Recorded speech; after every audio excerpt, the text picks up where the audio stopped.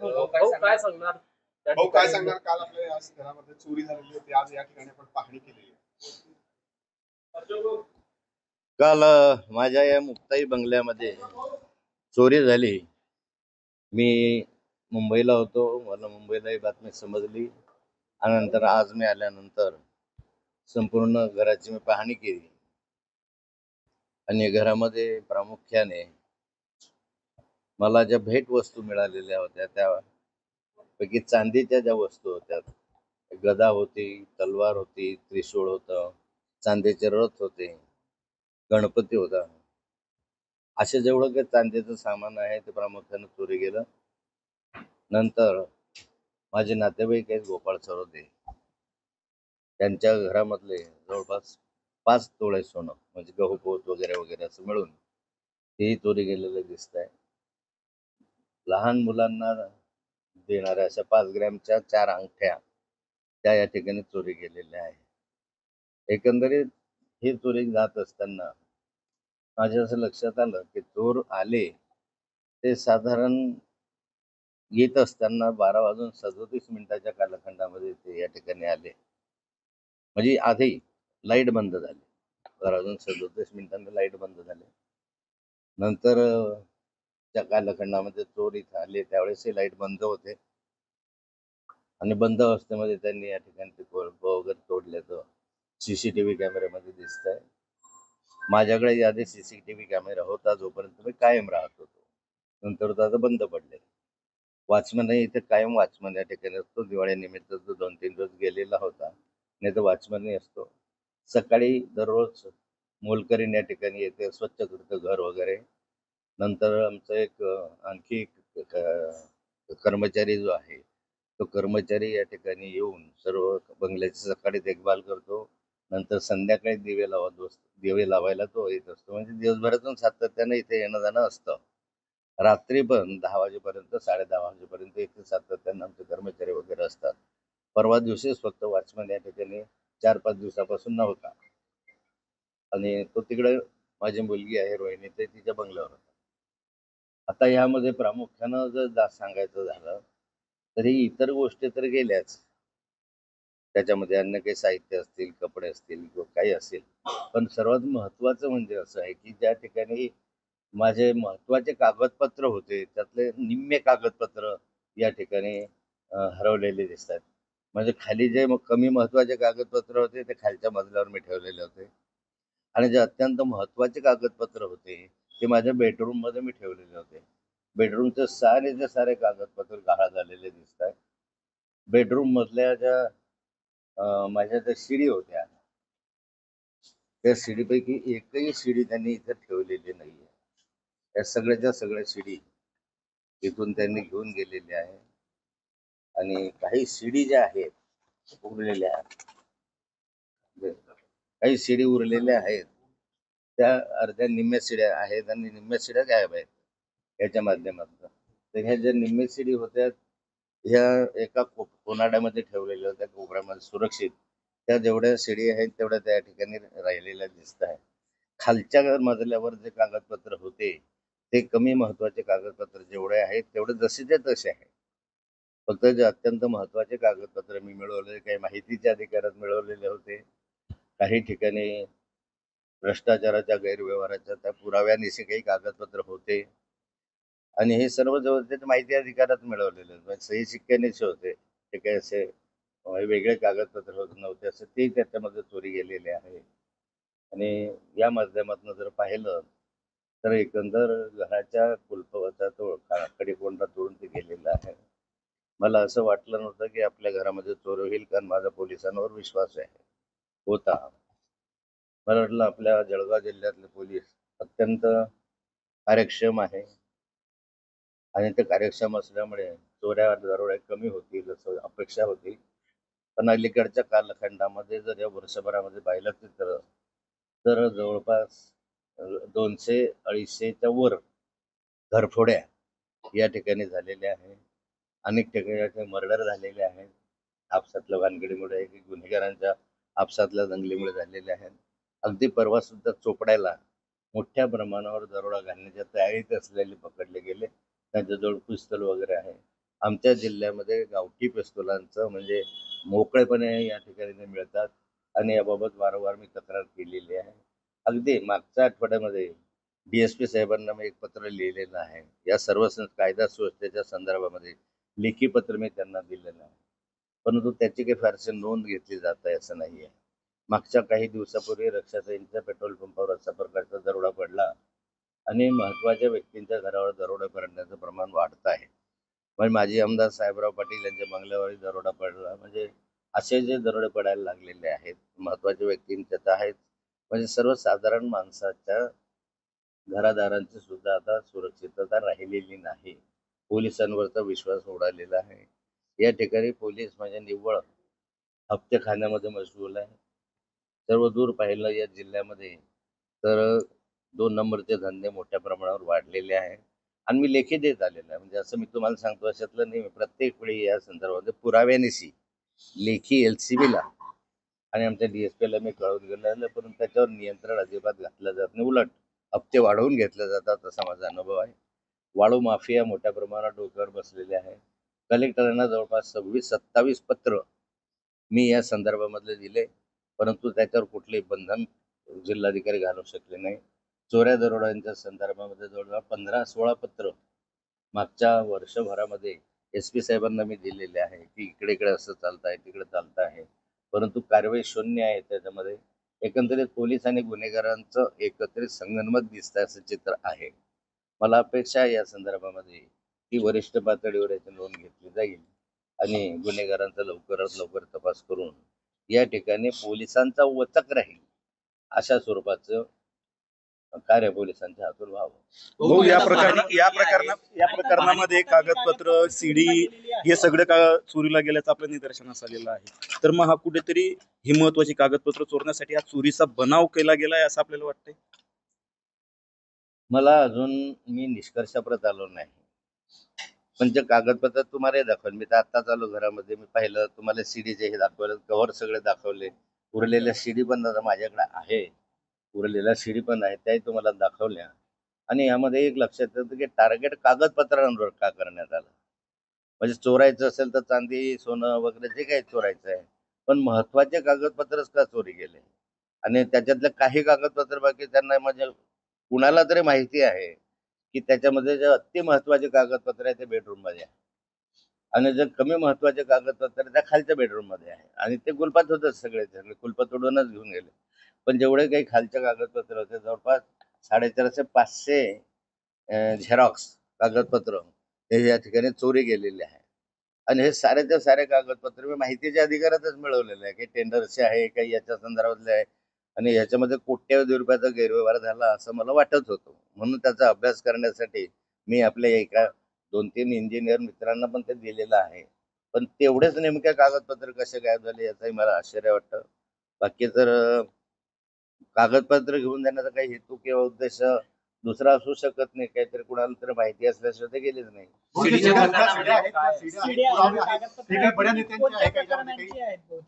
CD आणि ते कागदपत्र होते ते काही नेत्या संदर्भातले भ्रष्टाचाराचे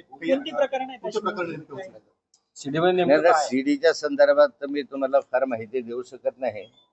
बऱ्याचशा गोपनीय आहे, काही बऱ्याचशा माहिती माझ्याकडे जी आहे ती आताही आहे. तुम्हाला मी दाखवू शकेल थोडेफार त्यातले चित्र त्याच्यामधून, म्हणजे तुम्हाला त्याच्या माध्यमातून अंदाज येऊ शकेल किंवा माझ्या मोबाईल मधूनही काही आहेत ते तुम्हाला कधी एकांतात व्यक्तिगत असं आहे, ते पर्सनल असल्यामुळे जरा दाखवायला व्यक्तिगत मी दाखवू शकेल तुम्हाला साराचं माझ्याकडे आहे ते, पण कोणाच्या पर्सनल बाबीमध्ये पडू नये म्हणून मी अजून तरी इथं आहे त्याच्यामधून शांत आहे. जे कोण पण मला आश्चर्य एवढंच आहे की यांना माहिती कसं की शिडी या ठिकाणी ठेवलेली आहे आणि त्यातल्या त्या निम्म्या शिडी गेल्या आणि निम्म्या शिडी शिल्लक राहिल्या. हे कसं होऊ शकतं? कागदपत्रांना नेण्याचा हेतू काय आहे? बाकीचा सगळा चोरीच्या उद्देशाने जाऊ शकतं, सामान जाऊ शकतं, पण कागदाच्या गठ्ठ्यांना ते काय करणार आहे? एक प्रकारे त्यांच्या दृष्टीने रद्दी होती, माझ्या दृष्टीने ते महत्वाचं होतं.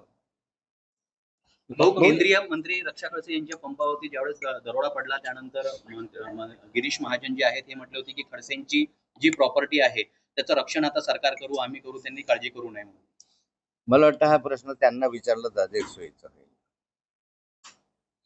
भाऊ आता या संपूर्ण कागदपत्र आणि सीडी चोरी गेली पाहता यामध्ये राजकीय काही तुम्हाला वाटतं की पोलीस तपास करत आहे आणि मला जे काही दाखवायचं आहे मी पोलिसांना पण दाखवणार आहे आणि त्यांनी त्या दृष्टीने तपास करावा असं विनंती पण करणार आहे. पण आज मी निष्कर्षाप्रत येऊ शकत नाही या गोष्टीच्या, जोपर्यंत पोलीस तपास माझ्याकडे जी माहिती आहे तुम्ही स्वतःहून पोलिसांना देणार आहे. जे काही माझ्याकडे उपलब्ध पुरावे आहेत ते मी पोलिसांना देणार आहे. पोलिसांनी त्या दृष्टीनं चौकशी करावी अशी माझी अपेक्षा आहे. हो, या CD मध्ये जे आपण म्हणताय शब्द वापरला की गहाळ झालाय सगळं, चोरी झाला असं शब्दाने वापरला सीडी आणि कागद. चोरी झालं वाटतंय की गहाळ झालं वाटतंय? ते गहाळचा संबंध कुठे, मी बोललोच नाही गहाळ झालं, चोरीच झाली ना. गहाळा विषयालाच कुठे, चोरी चोरीच आहे. गहाळ म्हणजे मग ते हरवले होते. तुम्ही भाऊ, बेडरूममध्ये तुम्ही स्वतः जाऊन तपासणी केली, नेमक्या किती शिड्या होत्या त्या? तुम्ही पूर्ण पाकिट तपासलंय का? किती शिड्या ते होत्या? माझ्याकडं किती होत्या व्हायच्या हे इकडे ठेवलंय भाऊ. खाली पडलं. नाही, हे इकडे बाजूला ठेवलंय. एकंदरीत किती शिड्या होत्या मोज्याच्या आणि याच्यात किती आहे. भाऊ आता याच्यात दुसरा एक कालखंडामध्ये तुम्ही अनेक मोठी प्रकरणांसंदर्भात मोठे गौप्यस्फोट केले, त्या संदर्भातले काही कागदपत्र होती का आणि हे ठरवून झालेलं दिसतंय का? कारण तासाभरापूर्वी लाईट बंद होतात परिसरातले, नंतर माझा ते मोबाईल घरात शिरतात. 10 शिडी याच्यामधल्या घेऊन गेलेल्या आहे. पाकिट तसंच ठेवलेलं आहे, शिडीच्या कव्हर मधून याच्यातून ते काढून गेलेले आहे. आणि यातल्या ज्या 7 शिडी आहेत त्या बाकी 7 शिडी याच्यामध्ये आहे. तुझ्या चोरून नेला भाऊ, त्याच्यात काही महत्वाच्या होत्या का? तर मी पाहिल्याच नाही ना अजून. पाहिल्याशिवाय मला तुम्हाला सांगता येणार नाही. पण ह्या ज्या आहे शिडी तर ह्या आहे माझ्याकडे, हे मी तपासून घेतो, पोलिसांनाही दाखवतो. भाऊ आपण आता मगाशी म्हटलं की CD असेल किंवा मोबाईल असेल काही खासगी आहेत आणि मी तुम्हाला दाखवू शकतो. तर ते खासगी जे व्हिडिओ फोटो जे काही असेल ते कुठल्या राजकीय व्यक्तीचे, बिल्डरचे, कुणाचे आहेत नेमके? काय आहे हे जर तपासाचा भाग आहे. आता मी कुणाचे नाव घेऊ इच्छित नाही किंवा कुणावरही आक्षेप किंवा आरोप किंवा अंगुली निर्देश सुद्धा मी करणार नाही. पोलीस चौकशी करतील. एकंदरीत मला एवढंच म्हणायचं आहे की चोरी करायची आहे तर चोरीच्या हेतून आला असता तर चोरी केली असती.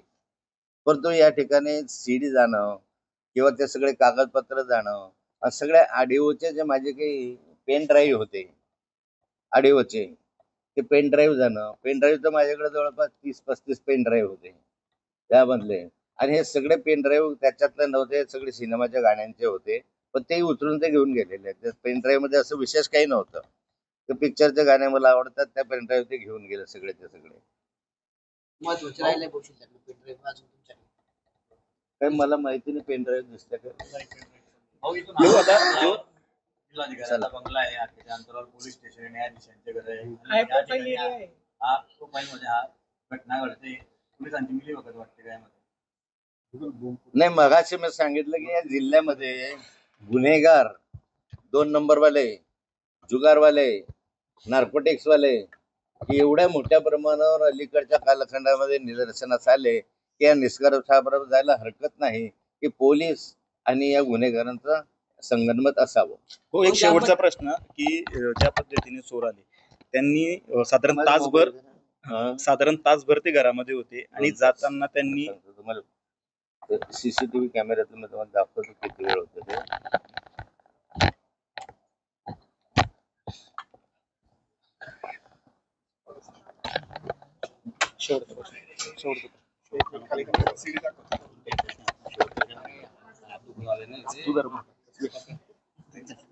माझ्या घरासमोरील पथदिवा हा रात्री 12:37 पर्यंत सुरू होता.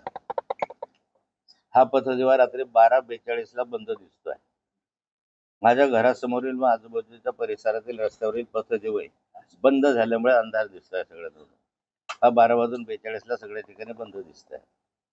रात्री 1:54 संशयित चोरटे माझ्या घरासमोर दिसत आहे. रात्री 3 वाजेला चोरटे बॅगा घेऊन आणलेल्या दुचाकीवरून वाट पाहताना दिसत आहे. ते थांबलेले दिसत आहे 3 वाजेला. रात्री 3:05 चोरटे बॅगा घेऊन सोबत आणलेल्या दुचाकीवरून बसून पसार होताना दिसत आहे.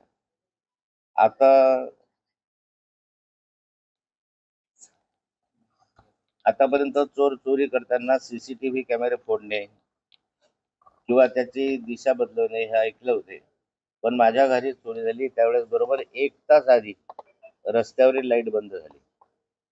आता हे दिवे तेव्हाच कसे काय बंद झाले? का बंद केले गेले? बंद केले गेले तर चोरट्यांनी पथदिवे बंद कसे केले? हे बंद आहे हे कसे माहीत? आता चोरटे एवढे ऍडव्हान्स माहिती घेऊन चोऱ्या दरोडे टाकायला लागले की माझ्या घरी चोरी ही व्यवस्थित प्री प्लॅन व नियोजनबद्धरित्या करण्यात आली.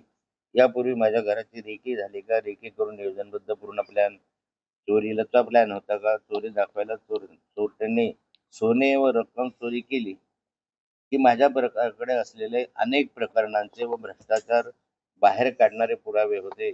त्यांच्या झेरॉक्स प्रती होत्या. त्या कोणाच्या भविष्यात अडचणीत आणणाऱ्या होत्या. ते चोरून नेण्याचा उद्देश होता का? चोरट्यांनी नेमके काय होते ते त्यांनी एकंदरीत माझ्या घरी चोरी करण्यास अत्यंत पद्धतशीरपणे नियोजन करून केले. या ठिकाणी सीडी त्यांनी निम्मेच सीडी चोरी केल्या, निम्मे तशाच राहू दिल्या. बाकीचे कागदपत्र जे आहेत ते निम्मेच चोरी केले, बाकीचे कागदपत्र इथे दिसत आहे. महत्वाचे कागदपत्र बाकी चोरी केलेले दिसत आहे. हो, आपण जे फिर्यादीमध्ये जे आपण जो बघता तो साधारण एका बॅगेमध्ये बसू शकत होता, मात्र या 3 बॅगा भरून दिल्या आहेत. त्याच्यामुळे हे प्रकरण फक्त सोने दागिने चोरीचं नव्हे तर त्यांचा मूळ उद्देश जो होता तो कागदपत्र किंवा आपण जसं म्हणताय सीडी वगैरे हेच चोरण्याचा होता का? त्या सीसीटीव्ही मध्ये त्यांच्याकडे मोठ्या 3 बॅग आहेत असं दिसत आहे. वास्तविक हे मला जे मिळालं चांदी सोन्याचं साहित्य हे मला स्वराज्य कार्यकर्त्यांनी भेटीनिमित्त दिलेलं साहित्य आहे. ते एका बॅगमध्ये लहानशा बॅगमध्ये सुद्धा बसू शकलेलं असतं. पण मला हे आश्चर्य वाटतं की या 3 बॅगांमध्ये त्यांनी घरातलं नेलं काय? कागदपत्रांशिवाय त्या घरातलं दुसरं काही गेलेलं दिसत नाहीये. बाकीच्या सगळ्या वस्तू जशाच्या तशाच दिसत आहेत. फक्त इथून कागदपत्र सीडी वगैरे जे आहेत त्या गायब आहेत. आणि त्याही निम्मे सीडी कागदपत्र आताही जवळपास 400-450 झेरॉक्स कॉपी आता शिल्लक आहे. आणि बाकीच्या ज्या काही 2-2.5 हजाराच्या वर कागदपत्र होते ते चोरी गेलेले दिसत आहे. आता एकंदरीत त्याचा हेतू काय होता याबद्दल मला शंका आहे. एक शेवटचा प्रश्न आहे, ज्या पद्धतीने नियोजनबद्ध ही चोरी झाली, पथदिवा बंद झाला, तुमच्या घरातून कागदपत्र आणि सीडी चोरून नेला गेला असा तुमचा संशय, तर कुठेतरी कोणाच्या तरी सांगण्यावरून ही चोरी झाली असा तुमचा संशय आहे का? काय वाटतंय नेमकं? मी आज याच्याबद्दल काही भाष्य करणार नाही. मला वाटतं की ते अधिक शहाण आपलं काय म्हणतात की आगाऊपणाचं होईल. पण निश्चित त्याच्या संदर्भामध्ये कोणाचा काही हेतू होतं का? काय होतं हे पोलीस तपासामध्ये बाहेर येईल आणि पोलिसांना तपासासाठी जे काही आवश्यक असेल ते सहकार्य आम्ही करू. बघायला गेलं तर गृह खातं जे आहे देवेंद्र फडणवीस मुख्यमंत्र्यांचे आहे गृह खातं, ते स्वतः मुख्यमंत्री आणि गृह खात्याचे देखील प्रमुख आहेत. तर एकंदरीत पोलिसांची कशा पद्धतीने बघता येईल? सत्ताधारीचे मंत्री आमदार त्यांच्या इथं मोठ्या प्रमाणात ताफा असतो पोलिसांचा, मात्र विरोधक असो या सर्वसामान्य असो यांच्याकडे पोलिसांची कुठेही असं आहे. साधारणपणे महाराष्ट्रातली स्थिती काही वेगळी असू शकेल, पण जिल्ह्यातली स्थिती मी मगाशी सांगितली तशी आहे. कारण याला लेखी पुरावे आहेत माझ्याकडे कागदपत्र आहे. म्हणजे मी वारंवार पोलिसांना याच्या संदर्भामध्ये जे माझे कागदपत्र आहेत आणि मी पोलिसांना लेखी दिलेलं आहे. वर्षभरात त्यांचा 15-16 पत्र मी पोलिसांना दिलेलं आहे, जिल्हाधिकाऱ्यांना दिलेलं आहे. त्याच्यामध्ये कुठलीही सुधारणा होत नाही. म्हणून मी या निष्कर्षापर्यंत आलो की या जिल्ह्यामध्ये कायदा सुव्यवस्थेला पोलिसच मदत करता की काय असं चित्र आहे.